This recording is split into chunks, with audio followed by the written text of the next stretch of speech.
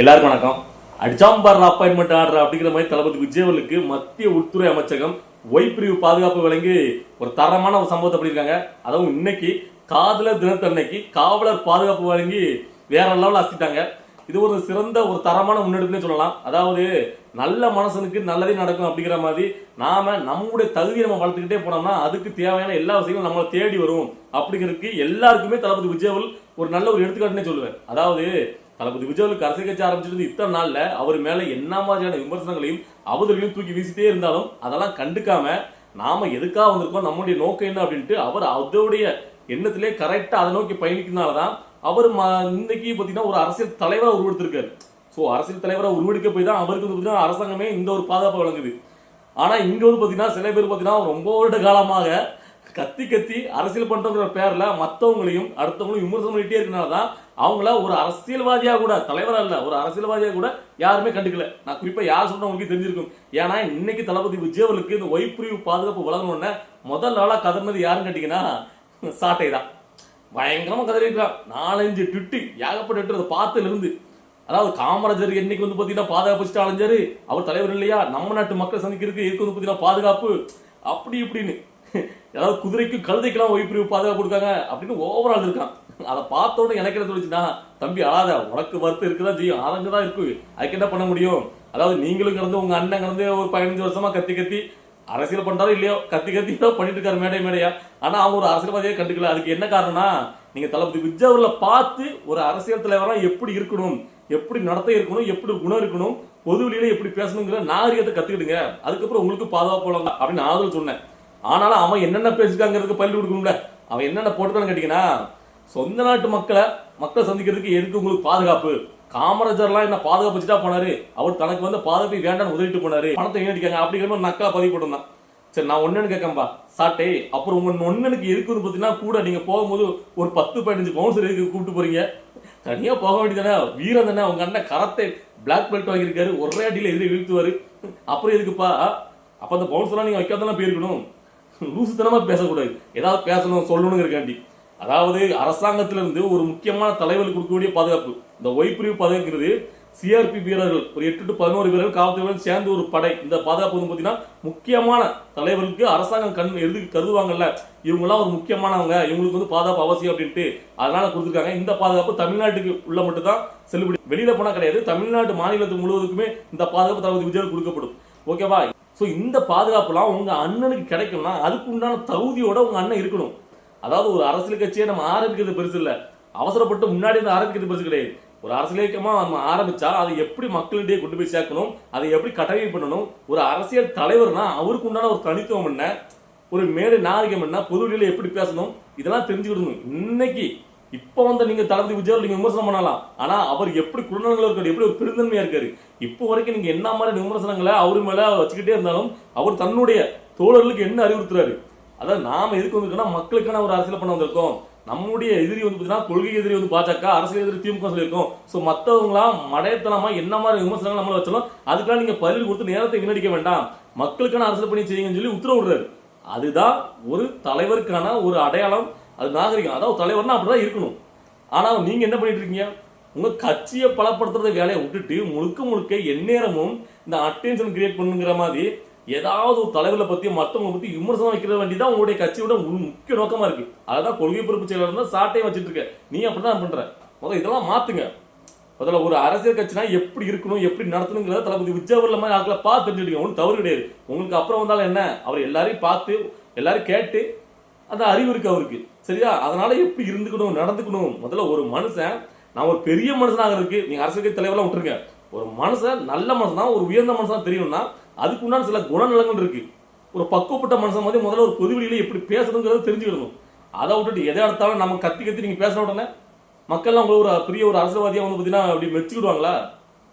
உங்களை ஒரு அரசியல்வாதியா கூட யாருமே கண்டுக்கல. அதனாலதான் உங்களை யாருமே 15 வருஷம் காலம் ஆனாலும் உங்களை வந்து யாரும் மக்களை கண்டுக்கல. அதனால ஒரு நீங்க ஜெயிக்க முடியல. உங்களை புரிஞ்சுக்கிட்டு பேசணும். சோ இப்படி நிறைய கதறல்கள், அதாவது பாத்தீங்கன்னா தளபதி விஜய்க்கு எதிராக, அதாவது பிடிக்காதவங்க, இந்த வயிற்றுச்சல் பிடிச்சவங்க நிறைய பேர் இருப்பாங்கல்ல, அவங்க எல்லாம் சேர்ந்துக்கிட்டு இந்த சாட்டைனா அதை என்னென்ன போட்டுக்கான்னு கேட்டீங்கன்னா, முட்டைக்கு பயந்த கூ முட்டை, அதாவது கேட்டீங்கன்னா இதுக்கு முன்னாடியே முட்டையை வச்சு நாங்கள் எரிவோம், அவர் வந்து பார்த்தீங்கன்னா சுவிட்ச் பண்ணி மேற்கொண்டு சொல்லி சில சின்ன பசங்க வந்து பார்த்தீங்கன்னா அந்த ஸ்பேஸ் மீடியாவில் வந்து பார்த்தீங்கன்னா ட்விட்டரில் அது வந்து பார்த்தீங்கன்னா ஆடியோலாம் ஒரு லீக் ஆச்சுல, அது வந்து ஒரு சின்ன பசங்க பேசுனது சரியா, அதை வச்சுக்கிட்டு அதுக்காக தான் பார்த்தீங்கன்னா பயந்து போய் ஏதோ தளபதி விஜய் கேட்ட மாதிரியும் அதனால தான் கொடுத்த மாதிரியும் இவங்க வந்து பார்த்தீங்கன்னா முட்டைக்கு வந்து கூமுட்டேன்னு எனக்கு இந்த சாட்டையே அதை போட்டிருந்தான். அதை பார்த்தோன்னே எனக்கு என்ன தோணுச்சுன்னா, யாரா கும்பிட்ட 15 வருஷமா கத்தி கத்தி கூவி ஒரு முட்டை கூட குஞ்சு பொறிக்க முடியாத நீங்க தான்ப்பா கூமுட்ட, முதல்ல யாரு கூமுட்டங்கிறத கொஞ்சமா யோசிச்சுட்டு பேசுங்க. அதாவது அடுத்தவங்களை விமர்சனம் பண்ணபடி நாம எப்படி இருக்கோம், நம்மளுடைய லெவல் என்ன, இதுதான் உங்க லெவல். நீங்க கடைசி வரைக்கும் அடுத்தவங்களை விமர்சனம் பண்ண அடுத்தவங்களை பார்த்து இந்த பொறாமையில வாயை பொழுது கதறிட்டு தான் கிடைக்க முடியும். ஒன்றுமே ஒரு நல்ல ஒரு விஷயத்தை முன்னெடுத்து கொண்டு போனாதான் முதல்ல உங்க கட்சியில இருக்கிறவங்க எல்லாரையுமே மதிச்சு நடக்க சொல்லுங்க முதல்ல, புரியுதா?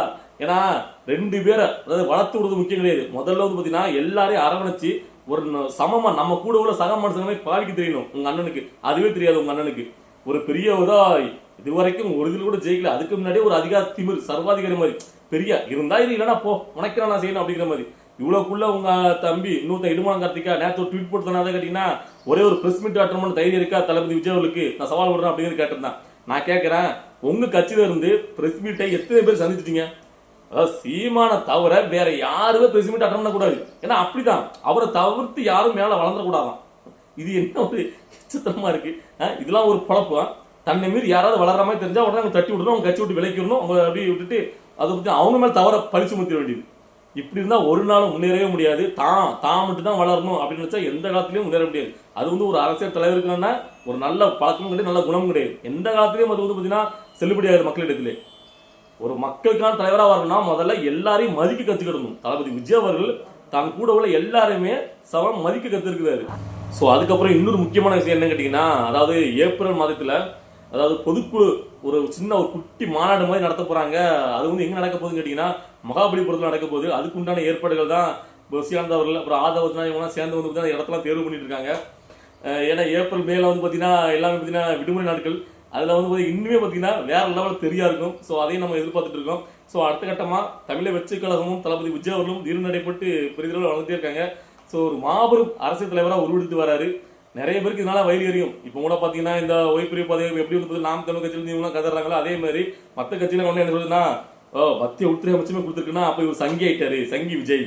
ஸோ அப்படி நிறைய பேர் கமெண்ட் போட்டானுங்க. ஏன்டா லூசு போயிடலாம், உங்க ஆளு அதாவது திமுக இருந்து அதிமுக இருந்து எல்லாருமே பாதா கூட கூட்டணி வச்சிருக்கீங்க. இப்போ கூட தெளிவு வந்து போய் அறுந்துருக்கீங்க. ஸோ நட்புறவா இருக்கீங்க. நீங்க ஒரு விழா ஃபங்க்ஷன் எடுத்தா உடனே அங்கிருந்து மத்திய துறை அமைச்சர்ல இருந்து எல்லாருமே வந்து கலந்துக்கிறாங்க. ஸோ இப்படி நட்புறவா இருக்கீங்க. அப்ப நீங்களாம் முழுவதுமா சங்கி ஆகல. ஆனா மத்திய அரசாங்கம்னா எல்லாருக்குமான அரசாங்கம் தானே அது. அங்க இருந்து ஒரு முக்கியமான ஒரு தலைவருக்கு ஒரு பாதை கொடுக்குற மாதிரி ஒய்பிரிவு பாதை கொடுத்தனா உடனே அவர் சங்கியா மாறிட்டாரா? அவர் தான் முதல் நாளே மேடையில் சொன்னாரு, இந்த பெயிண்ட் டப்பாலாம் யாரும் தூக்கிட்டு வராதீங்க அப்படின்னு சொல்லிட்டு. அதனால தயவு செஞ்சு இந்த பெயிண்ட் டப்பாலாம் தூக்கிட்டு வராதீங்க, உங்களுடைய வேலைகளை பாருங்க. தளபதி விஜய் வேற லெவலில் அடுத்தடுத்த கட்டமாக வளர்ந்துட்டு போயிட்டே இருக்காரு. ஸோ அவர் வளர்றதை பார்க்கும்போது நம்மளுக்கே சந்தோஷமா இருக்கு.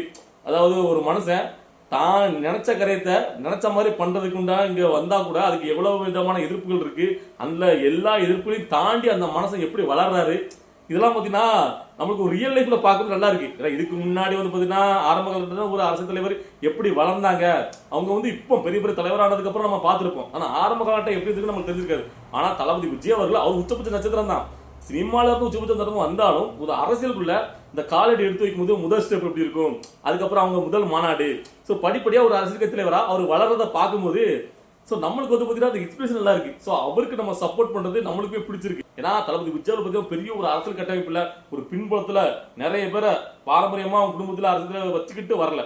அவர் வந்து பாத்தீங்கன்னா தன்னந்தனியா நம்ம வந்து ஒரு அரசியல் இயக்கத்தை ஆரம்பிக்கணும், ஒரு இயக்கத்தை ஆரம்பிச்சு நம்ம வந்து ஜெயிக்கணும் அப்படிங்கிற முனைப்போட வரும்போது ஸோ எவ்வளவுக்குள்ள விமர்சனங்கள் அவர் வந்து பாத்தீங்கன்னா மனதளவில் அவர் வந்து முடைக்கிறணும், அவர் மேல விமர்சனங்களை அள்ளி வைக்கணும்னு சொல்லி இப்போ வரைக்கும் டெய்லி பாத்தீங்கன்னா எங்கேயாவது ஏதாவது ஒரு தவறு நடந்தா கூட அது வந்து தமிழை வெற்றி கலத்தில் உள்ள ஒருத்தர் இப்படி பண்ணிட்டாரு, ஒருத்தர் இப்படி பண்ணிட்டாரு, ஸோ அவங்க கட்சி இப்பவே சரியில்லை, பணத்தை வாங்கிட்டு வந்து பதவி போடுறாரு, ஜாதியை பார்த்து பதவி போடுறாருன்னு 1008 விமர்சனங்களை அடிக்க வேற மாதிரி வச்சுக்கிட்டே இருக்காங்க. ஸோ ஆனாலும் அவர் எதுக்குமே பார்த்தீங்கன்னா அப்படி தளர்ச்சி அடையாம நாம எடுத்துக்கொண்ட பாதையில முன்னேறி போயிட்டே இருக்கணும் அப்படிங்கிற விடாமுயற்சியோட அவர் வந்து உறுதியோடு இருக்காருல்ல, நாம வந்து இதை செஞ்சே தீரணும் அப்படின்ட்டு இறங்கிட்டோம் அப்படிங்கிற மாதிரி அந்த துணிச்சல் அது ரொம்ப பிடிச்சிருக்கு. ஏன்னா உங்களுக்கு தெரியும் நினைக்கிறேன், அதாவது ஆளுங்கட்சியா திமுக இங்க இருக்கிற போதும் மேல பாஜக இவ்வளவுக்குள்ள வேறுஞ்சு பலமா இருக்கும் போதும் அந்த ரெண்டு கட்சிகள் தான் என்னோட எதிரின்னு சொல்லிட்டு ஒருத்தர் தன்னுடைய அரசியல் கட்சியை எந்த வித அரசியல் பேக்ரவுண்ட் இல்லாம சொந்தமா சுயமா ஆரம்பிச்சு வர்றதுங்கிறது சாதாரண விஷயம் கிடையாது. அதான் தளபதி விஜய் பண்ணிட்டு இருக்காரு.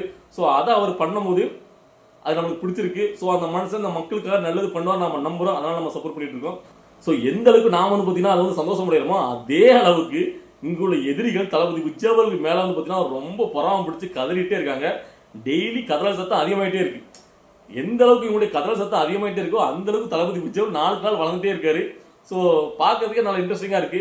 அதாவது பார்த்தீங்கன்னா ரியல் லைஃப்ல ஒரு அரசியல் ஒரு படம் பார்த்தா எப்படி இருக்கு அப்படிங்கிற மாதிரி அவருடைய வளர்ச்சி, இங்க கதறல்கள், அவர் கொஞ்சம் கொஞ்சமா வளர்றது, அவர் எப்படி முன்னெடுப்பு எடுக்காரு, இதெல்லாம் நம்ம ரியல் லைஃப்ல பார்க்கும்போது நம்மளுக்கே பார்த்தீங்கன்னா அடுத்தடுத்த கட்ட நிகழ்வுல பார்க்கும்போது இந்த அரசியல் காலத்தில் நடக்கிற அந்த அரசியல் விஷயங்கள்லாம் பார்க்கும்போது ரொம்ப இன்ட்ரெஸ்டிங்கா இருக்கு. ஸோ அதனால தான் நம்ம பார்த்தீங்கன்னா இவ்வளோக்குள்ள ஆர்வமா தளபதி விஜய் அவருடைய அந்த வளர்ச்சிக்கு சப்போர்ட்டா வந்துட்டு இருக்கோம். ஸோ உங்களுக்கு எப்படி இருக்கு தளபதி விஜய் அவர்களுக்கு இப்போ வந்து பார்த்தீங்கன்னா அந்த ஓய்வு பாதுகாப்பு கொடுத்துருக்காங்க. ஸோ இதுக்கு மற்றவங்க கதறது இதெல்லாம் பார்க்கும்போது உங்களுக்கு என்ன தோணுச்சு அப்படிங்கிறத உங்களுடைய கருத்துக்களை கமெண்ட்ல பதிவு பண்ணுங்க. பாய்.